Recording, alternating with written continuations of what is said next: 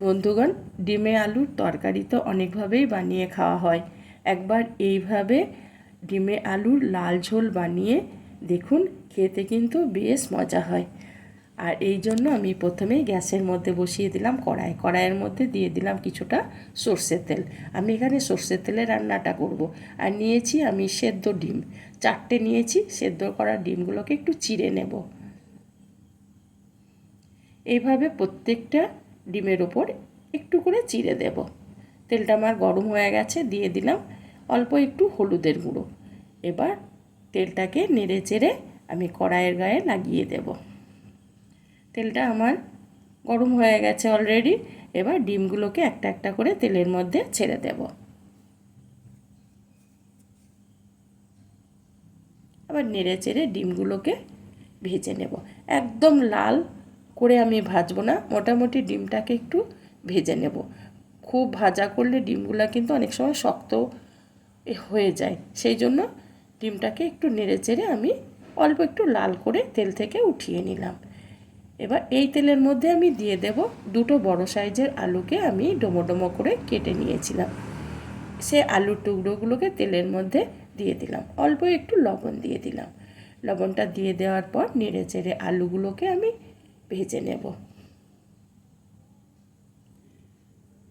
আর আলুগুলো যাতে তাড়াতাড়ি নরম হয়ে যায় সেই জন্য একটু ঢাকা দিয়ে দিলাম। এবার নেড়ে চেড়ে আলুগুলোকে আমি লাল করে ভাজবো।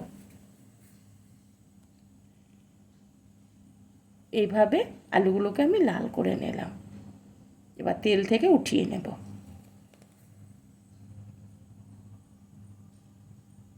এই তেলের মধ্যে আবারও আমি দিয়ে দিলাম মোটামুটি 2 চামচ মতো সর্ষের তেল। এই তেলের মধ্যে দিয়ে দেব ফোড়ন। একটা তেজপাতাকে ফাটিয়ে দিয়ে দিলাম, আর দিয়ে দেব গোটা জিরে আর গরম মশলা। এগুলোকে একটু নেড়ে চেড়ে ভেজে নেব। এই তেলের মধ্যে দিয়ে দেব দুটো বড় সাইজের কুচনো পেঁয়াজ। নেড়ে চেড়ে পেঁয়াজগুলোকে আমি গোল্ডেন ব্রাউন করে ভেজে নেব। গোল্ডেন ব্রাউন আমার হয়ে গেছে। এবার এখানে দিয়ে দেব আদা রসুন বাটা। এখানে আমি 1.5 চামচ মতো ছোটো চামচের আদা রসুন বাটা দিয়ে দিলাম। এবার পেঁয়াজের সঙ্গে কিছুক্ষণ কষিয়ে নেব। 2 থেকে 3 মিনিট এইভাবে নেড়ে চেড়ে পেঁয়াজটাকে আমি আদার সঙ্গে কষিয়ে নিলাম। দিয়ে দিলাম পরিমাণ মতো হলুদের গুঁড়ো, আর দিয়ে দিলাম 2 চামচ লঙ্কার গুঁড়ো। আর আমি এখানে দিয়ে দেব জিরে আর ধনেকে আমি এক জায়গায় ভেজে রেখেছি। এটা আমি বাইরের মশলা জিরে ধনে ব্যবহার করি না। ওটাকে সমপরিমাণ দিয়ে একটু কাঠখোলায় ভেজে নিয়ে ওটা গুঁড়ো করে ওখান থেকে আমি 2 চামচ দিয়ে দিলাম।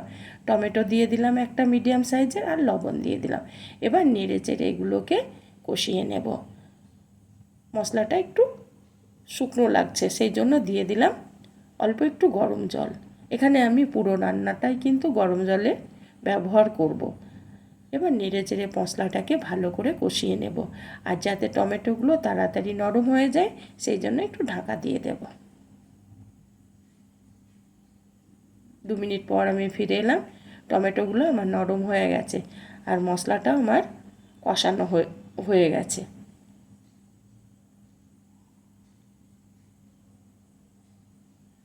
মশলাটা সুন্দর আমার তেল ছেড়ে দিয়েছে। এবার এখানে দিয়ে দেব ভাজা আলুগুলোকে নেড়ে চেড়ে এবার কষিয়ে নেব মশলার সঙ্গে।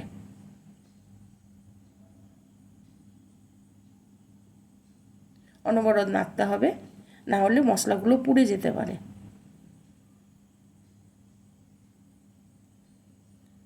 আলুটাকে একটু টাইম নিয়ে কষিয়ে নেব। অল্প একটু গরম জল দিয়ে দিলাম, মশলাটা শুকিয়ে এসেছে সেই জন্য। আবারও নেড়ে চেড়ে আমি আলুটাকে কষাবো। আর পুরো জলটাকে একবার শুকিয়ে নেব, তারপর আবারও জল দিয়ে আমি এটাকে 2 বার কষিয়ে নেব।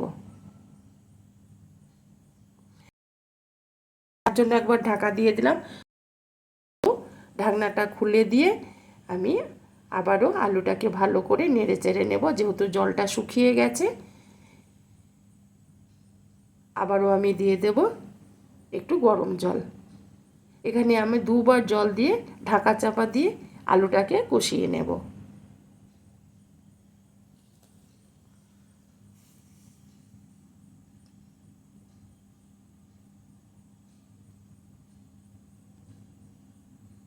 দেখুন বন্ধুরা, জলটা আমার শুকিয়ে গেছে, তার মানে আলুটা আমার খুব ভালো করে কষানো হয়ে গেছে। এখানে আলুটাকে একটু টাইম নিয়ে কষাতে হবে। এবার এখানে আমি দিয়ে দেব ঝোলের জন্য জল। 1 গ্লাস জল ব্যবহার করলাম, যদি লাগে আবারও আমি পরে ব্যবহার করব, কারণ এটাতে একটু ঝোল হবে। ঝোলটা ফুটে উঠলে আমি এখানে দিয়ে দেব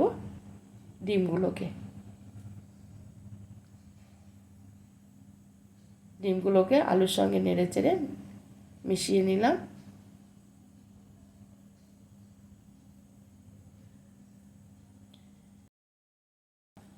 ঝাল ঝাল হবে এই রেসিপিটি। দিয়ে দিলাম 2টো চেরা কাঁচা লঙ্কা। এবার ঢাকা দিয়ে 10 থেকে 12 মিনিট মিডিয়াম আঁচে আমি রান্না করে নেব। 12 মিনিট পর আমি ফিরে এলাম। দেখুন বন্ধুরা, সুন্দরভাবে আমার আলুটা সেদ্ধ হয়ে গেছে।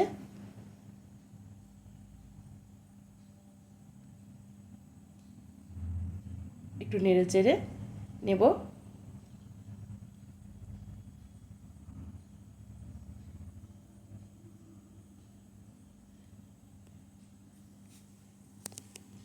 আমি লবণটা একটু চেক করে নিলাম, একটু লবণ লাগবে সেই জন্য দিয়ে দিলাম আবারও একটু লবণ।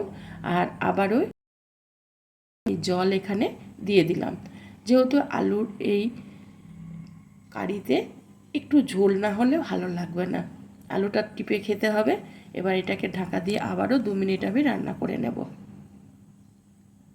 জলটা দেওয়ার পর আমি আবারও 2 মিনিট পর ফিরে এলাম। ঝোলটা আমি এরকমই রেখে দেব। দিয়ে দিলাম গরম মশলা আর দিয়ে দেব কিছুটা কুচনো ধনেপাতা।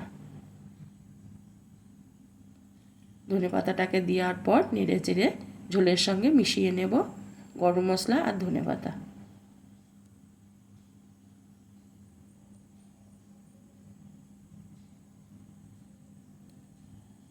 পুরোপুরি গরম মশলা ধনেপাতাটা আমার মিশে গেছে। এবার গ্যাসটাকে বন্ধ করে দেব। তারপর এটাকে ঢাকা দিয়ে 5 মিনিট রেস্টে রেখে দেব। তারপর একটা বাটির মধ্যে উঠিয়ে নেব। হ্যাঁ বন্ধুরা, যদি আমার ভিডিওটা ভালো লেগে থাকে তবে অবশ্যই একটা লাইক করবেন, কমেন্ট করবেন আর অনেক অনেক করে শেয়ার করবেন বন্ধুরা।